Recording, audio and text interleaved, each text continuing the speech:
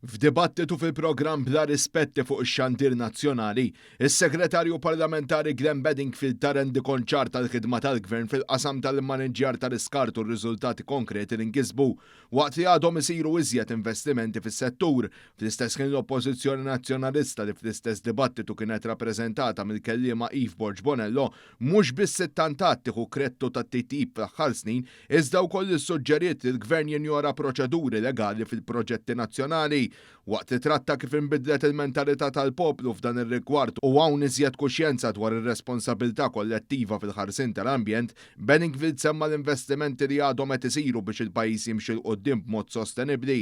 Bedingfield sostna li minkejja li dejjem hemm lok għat-TTIP il-progressu kbir u evidenti u enfasizza li l-Gvern mhux biss investa f'sistemi ġodda tal-ogħla teknoloġija, iżda tikompli jsaħħaħhom b'mod kontinwu. Fil-fatt qal li mill-2024 hawn ġew allokati 33 miljun euro f'dan ir-rigward, bżieda drastika fuq il-9 miljun euro biss li kienu dedikati fl-2012. Minkejja dan il-kelliema tal-Oppożizzjoni insistiet li ċerti inizjattivi llum kienu possibbli biss grazzi għal proposti tal-Partit Nazzjonalista, anke jekk fatt magħruf li kien il-Gvern attwali mmexxi mill-Prim Ministru Robert Abela li bla ebda preċedenti investa f'makkinarju mill-aktar modern, nieda kollaborazzjoni mal-Università fuq proġetti innovattivi bl-intelligenza artifiċjali u tejjeb il-pagi u l-kundizzjonijiet tal-ħaddiema.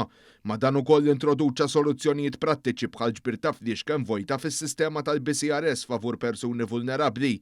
Meta ġie trattat l-akbar investiment fl-impjant ta' trattament fil-Matab li se jiġġenera enerġija rinnovabbli mill-iskart, Borġ Bonello ironikament issuġġeriet li l-Gvern messu ma qatx jistenna tmiem tal-proċeduri ġudizzjarji biex jibda jwettqu. Iva, nieħu pjaċir li ġiet iffirmata llum, imma din sempliċement seta tsir 10 snin ilu. Kieku kellna aktar 10 aktar snin li kieku ma kienx hemm rinnovabbli u aktar 10 snin ta' inqas landfilling u ta' servizz lil poplu.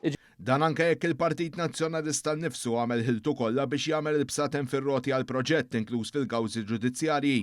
Hawn is-Segretarju Parlamentari responsabbli ġibet l-attenzjoni tal-kelliema tal-Partit Nazzjonalista li kontinwament itambar fuq is-saltna ta' dritt. Jekk issa qed tgħidli mela x'persuna għandha dritt jew kumpanija għandha dritt illi tiftaħ każ ġudizzjarju. Tiġi taqgħu tqum u tiffirma t-tender, mela allura qed tgħid l-ikbar kontradizzjoni kbira illi qatt tajtek s'issa.